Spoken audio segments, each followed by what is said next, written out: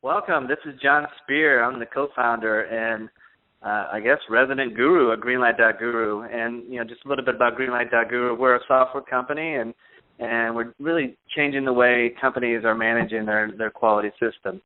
And today we've been doing the Global Medical Device podcast now for a while, and today we're going to shift gears a little bit and try to make our content a little bit more conversational and a little bit more informational for you, the listener. Today, I do have with me familiar guests on our podcast. I have Mike Drews. Mike is a prolific speaker and consultant to the medical device industry, as well as being the president of Vascular Sciences. Mike, how are you doing today? I'm well, John. Thank you, and nice to be with you in the audience again today. Well, Mike, you and I were talking a few minutes ago, and we decided to bring this conversation that you and I were having and into this podcast. And the topic loosely today is risk management. And as you and I both know, people talk for days about risk management, and we're going to kind of try to narrow that down a little bit, maybe do a little bit of an introduction into the topic and look at it from a perspective of maybe a regulatory affairs side of view, but also from a product developer's point of view as well, and try to make some sense of this topic risk. Does that sound good? I think that sounds great. And for the benefit of the audience, I think there's two things that we wanted to highlight in this short podcast. One is just a couple quick examples of some of the tools that people use for risk management. And the second is how sometimes things like risk management is diametrically opposed to what we want to do from a product liability perspective, especially when it comes to risks associated with on versus off-label use of a medical device. So, John, why don't you start us off by talking a little bit about some of the different tools that people can use, and then we'll talk about the on versus off-label use liabilities. Sure. I mean, I think it's probably no secret today, if you're in the med device industry, you've probably, if you haven't heard of this, I'll be real surprised. But there is a standard that we should all be very familiar with, and that standard is ISO 14971. And so first of all, this needs to become your framework for your risk management process.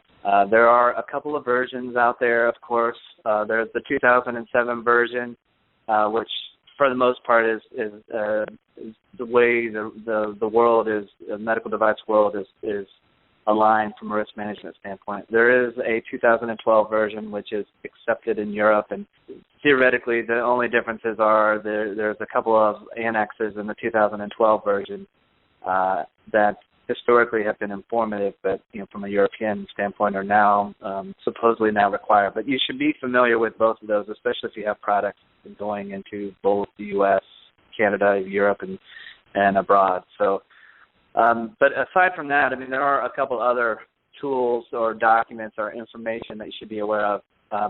In addition to the 14971, there is a guidance document for that standard. It's called ISO TR 24971. Yeah, it's not free, but it's probably worth the few or the couple $100 investment. And then aside from that, there are other tools, things like FMEA and fault tree, hazard analysis, and so on. It can be very, very confusing. So hopefully today we start to shed a little bit of light on some of the pros and cons of some of these different approaches and some of the tools that you can use to capture your risk management activity. Well, John, that was a great overview of some of the general tools. And let me share with you a scenario that I was involved with recently, and you can talk about how these are addressed in any of those documents, if at all. But recently I was invited to facilitate a brainstorming session in a large medical device company where we were essentially ticking off all of the risks associated with this new medical device that the company was developing. And so we were doing essentially an engineering brainstorming session, and people were listing off all of the risks that they could think of associated with the on-label use of this particular medical device. And then the topic of risks associated with the off-label use of the device came up. And as soon as that happened, the ranking person in the room, a senior VP, said that this meeting is over. Don't let the door hit you in the you-know-what on the way out. I'm wondering, I'm going to leave this as a rhetorical question for you, John, but for the audience, why do you think he said that? And then, John, the question to you would be, what in the documents that you just referred to distinguishes risk from an on versus off-label use, if anything? Mike, you always ask these loaded questions, and I'm going to do my best in this conversation that you and I have today to not give the cliche answer of it depends. Hopefully we can provide some tidbits and some useful information. But your story is interesting to me because it reminds me back to a prior life where we were involved with a stent product. Mike, you're familiar with stents, I'm sure, right? Yep. And once upon a time, as you know, getting a stent for a vascular or a coronary indication is a little bit more difficult than a stent for a biliary indication. But once upon a time, every stent company in the world would release their product as a biliary stent first, knowing that anybody who was going to buy that product was going to use it for coronary or some sort of vascular indication. I'm sure you probably were involved in scenarios or aware of that situation. It's probably about, probably about 15 years ago. Do you remember when that craze was in the market? I have no knowledge of any conversations along those lines. So, thanks for the tongue in cheek. But yeah, so that was a scenario what a lot of companies were faced with is, especially like engineers, right? They know that they're designing this product for an indication that's different than the clearance that they were going to get on this particular product. So, what do? Do they focus their FMEA or their risk management activities only on the biliary indication, or do they also think, I bet a doctor could use this for a coronary case and stenting a patient who's got clogged arteries, and should I also think about the risks that are associated with that use, even though it's not how I'm labeling my product?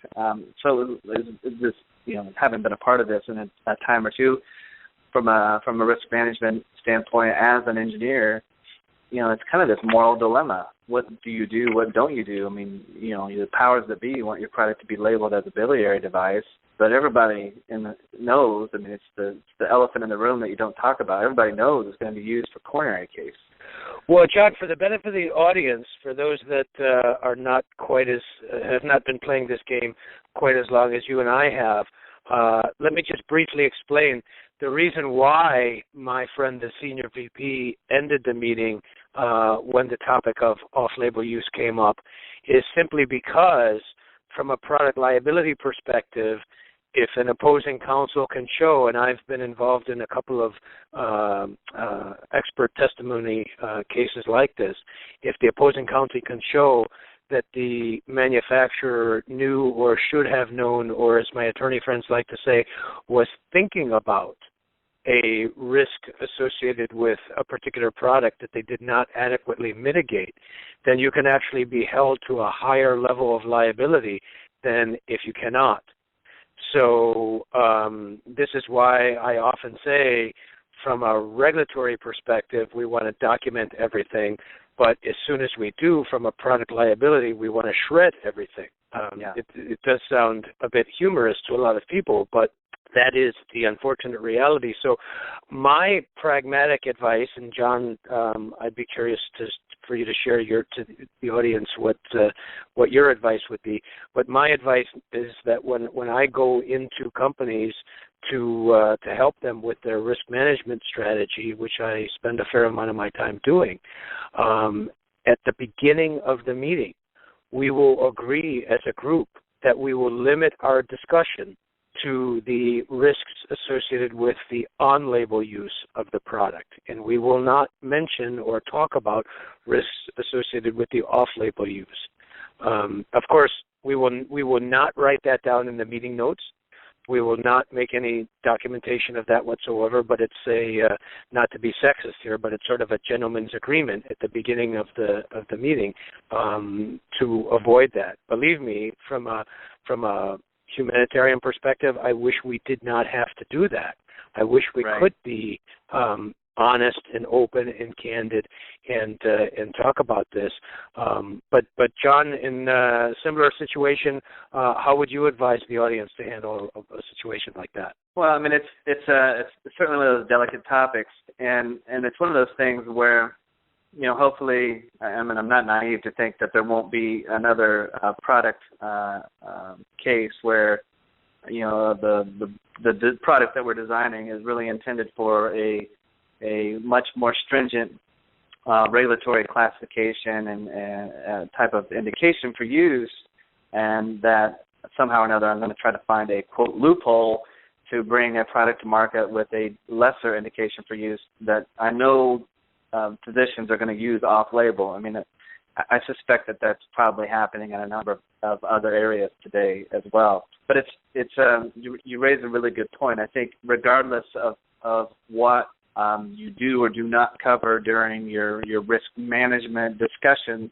in your teams, you need to define what that scope is of that discussion, and you need to try to stick to that scope. And a good way to start is defining, here are the indications for use for this particular product. This is what we're going to stay focused on. I mean, it's an interesting way to do about it.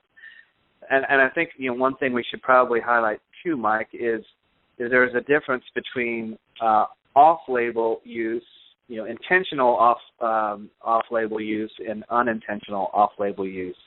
And for me, I don't want the audience to be confused. If you're going through a risk management activity of failure modes, effects analysis, hazard analysis, what have you, it's my opinion that you do consider the unintentional off-label use of your product, because if people are going to use your device incorrectly, you need to be thinking about that from a risk management standpoint. Do you agree or disagree about that? Yeah, absolutely, John. And obviously, the topic of off-label use is a hot topic in the medical industry, not just in the medical device industry, but in the drug side of the world as well.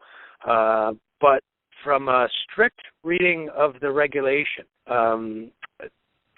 versus the intent of the regulation, John, do you think that the regulation asks people to differentiate between the two?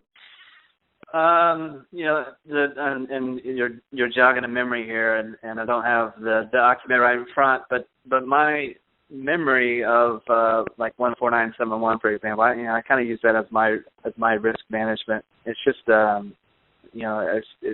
it's my encyclopedia, I guess, or whatever. The Wikipedia is probably a more apropos reference today, but it is my go-to. When I have a question about risk, I'm going to go to 14971, and I'm going to try to find a specific clause within that standard to support. But my memory says that the 14971 does talk about unintentional misuse as something that you should consider as part of your risk management process. And I believe they do use the term misuse. But I don't remember if it does specify intentional misuse of your product as part of 14971. Well, John, it's an interesting topic. We could probably have another discussion about trying to equate misuse versus off-label use. I have many physician friends who would probably argue very strongly that the off-label use of a product is not necessarily misuse. On the contrary, oftentimes the off-label use of a product, and again, this is not unique to medical devices, the same thing happens in drugs all the time, the off-label use of a product is actually the standard of care. It's actually what we teach in medical school. But from a product developer standpoint, I mean that's loaded, man. If I'm an engineer, if I'm an engineer designing a product, I mean, how can I possibly think about all the ways that a doctor may conceive of using my product? I can't. I just can't. You can't. You're right. You can't.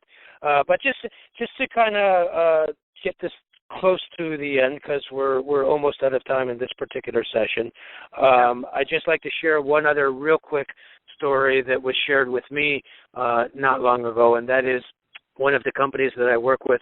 Their CEO was doing a presentation at a conference talking about their new medical device, and off script, he started talking about some of the off-label uses of their new medical device.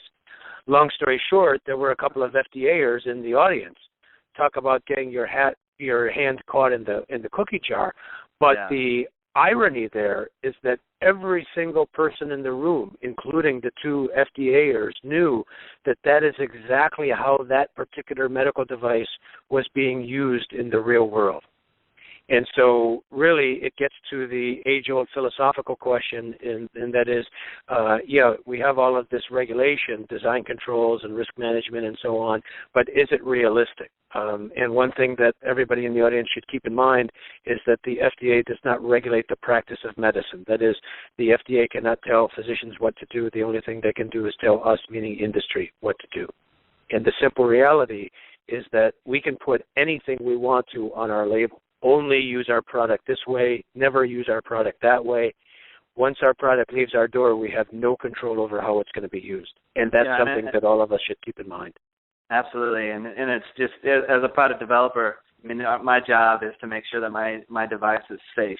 And, what does safe mean is sometimes a difficult thing to answer. But, you certainly have to consider how the product is going to be used and how you intend for it to be used, and make sure that the product is safe. And risk plays a big part of that. To think that a device that you're going to develop is somehow absolved from risk is ludicrous.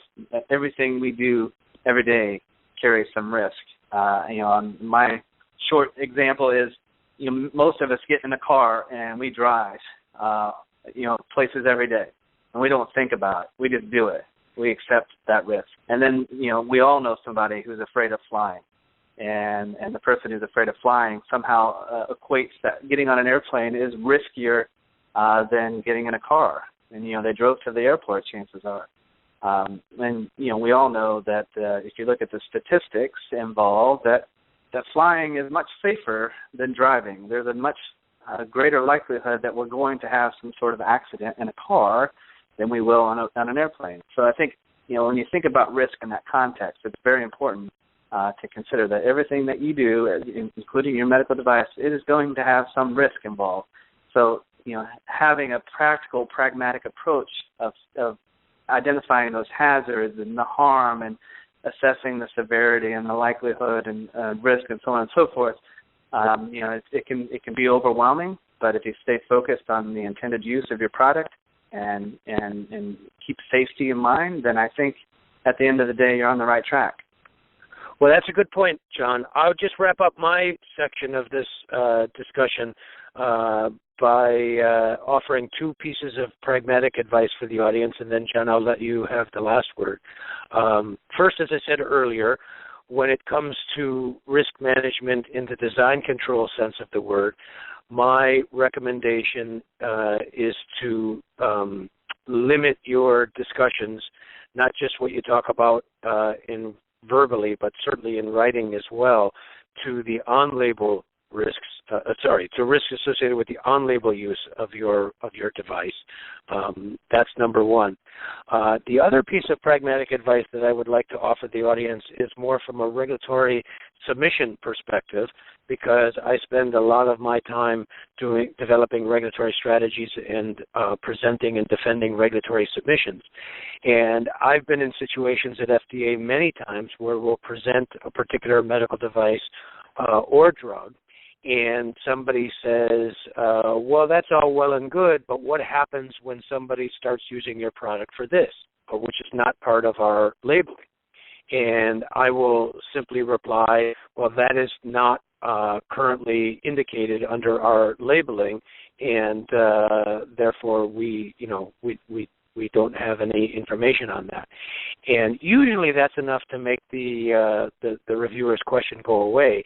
If they persist, and occasionally it's happened, I will be a little more resistant, a little more forceful, and I will say, look, that is not on our labeling, and unless and until we, as an industry and as well as FDA, are willing to sit down and have an intelligent conversation as to whether or how FDA should regulate the off-label, regulate the practice of medicine, something that I personally do not advocate, it is not fair for FDA to hold me, a manufacturer, to a higher level of scrutiny than any other medical device company, or for that matter, any other company in this industry in general.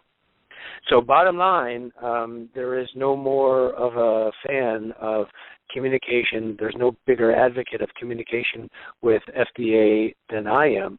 But on the other hand, I will offer the appropriate resistance when I think it's necessary. So those are the two things that I think I wanted to leave the audience with. John, I'll give you the last word, and then we'll wrap it up. All right, sounds great. I just want everyone to realize that risk management can be overwhelming if you let it. To approach it from a process point of view, and I don't mean to sound like a broken record, but ISO 14971, as far as standards are concerned, it's one of the better ones that you're going to come across in the med device industry, in my humble opinion. There is steps that are outlined. It gives you kind of a breakdown of a step-by-step process from a risk management standpoint. So you use that as a guide. I can't emphasize that enough. But one of the things that my final word is, we've been doing these podcasts as a way to inform you, and it's powered by Greenlight.Guru, and Greenlight.Guru is about to change the way you do risk management. We've got a new module that's available that allows you to easily conduct risk management activities that is going to comply with 14971. And it's also going to integrate with your design control activities, and it's going to allow you to keep your risk management file alive throughout your entire product life cycle. So be sure to check us out. Our website is greenlight.guru. You can also visit Mike. He's available at LinkedIn. You can check him out on a number of other industry publications. He's search for Mike Drews, and that's DRUES, and you'll come across some wonderful content and podcasts and other information from Mike. So without further ado, thank you for listening in to the Global Medical Device Podcast, and thank you, Mike, for being the guest today, and we'll look forward to having a conversation about risk or design control or some other pertinent topic to the medical device industry in the not-too-distant future. Well, thanks, John. It was a pleasure to be with you and your audience as well, and I look forward to speaking again soon.